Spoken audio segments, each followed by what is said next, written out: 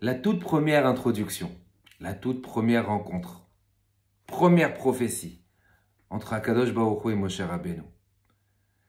L'histoire, vous la connaissez tous, Sefer Shemot, Parashat Shemot. Hachem apparaît à Moshe Rabbeinu à travers un buisson. D'abord, la question que tous nos sages se posent, pourquoi Hachem n'a pas choisi un arbre beaucoup plus majestueux, un pommier, un figuier, un chêne? Pourquoi spécialement un buisson?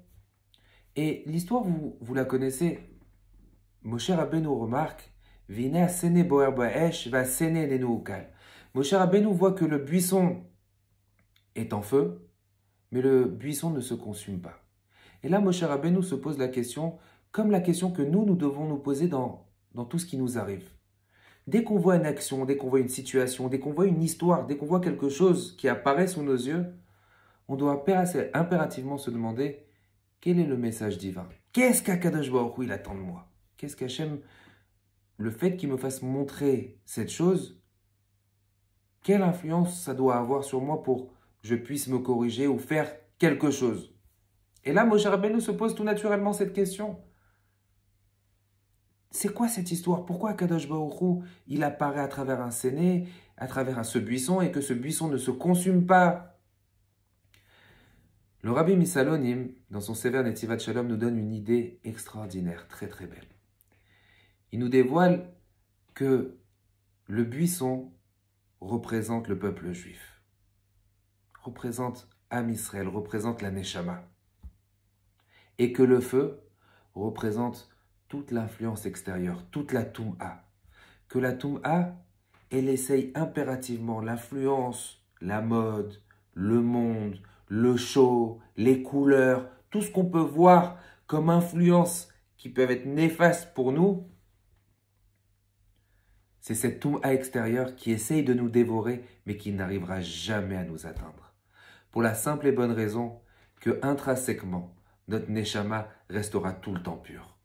Qu'on peut entendre toutes les personnes qui commencent à faire Teshuvah et qui évoluent vers Hachem, ou même une personne qui est dans le chemin de la Torah, mais qui des fois a des coups de mou et se dit « mince, j'ai fait une avéra, comment je vais pouvoir me rapprocher d'Akadosh Baruch Hu ?» Sache que ta Neshama, elle est parfaitement pure et tu as une connexion directe avec Hachem. Même si on a fait des avérotes, même si on a fait des erreurs, même si on a fait une tonne d'avérotes, Akadosh Baruch Hu, il est proche de nous. J'ai lu quelque chose cette semaine ou la semaine dernière, un rave qui avait dit, si on avait la possibilité d'avoir un échange avec Hachem, quel serait le message qu'Akadosh Baruch Hu nous dirait? Mon fils, je t'aime. Comme tu es, je t'aime et j'ai confiance en toi. Quel est ce message de la part d'Akadosh Baruch Hu, c'est ce que, en vérité, il nous dévoile tous les matins. Le fait qu'il nous rende la Neshama, il nous dit, je t'aime, j'ai confiance en toi. Ma fille, le fait que tu aies fait tsniout, le fait que tu te couvres la tête, le fait que tu avances vers Hachem, le fait que tu avances vers moi, il n'y a pas plus beau. Et à Kadosh Baruch Hu, cet amour, il est énorme et sans limite, parce qu'on a ce lien avec Hachem. Quel a été le message d'Akadosh Baruch Hu? Pourquoi spécialement un arbuste? Pourquoi spécialement ce petit buisson? Même si on est mauvais, même si on n'est pas bon, on n'a pas besoin d'être très grand pour avoir la présence d'Hachem. Même si on est rachat, Akadosh Baruch Hu, il est avec nous. Qu'on se rappelle tout le temps que là où on est, là où on va, peu importe, Akadosh Baruch Hu, il est avec nous. Et peu importe, Akadosh Baruch Hu, il nous aime et Akadosh Baruch Hu attend qu'on lui rende un petit peu de cet amour.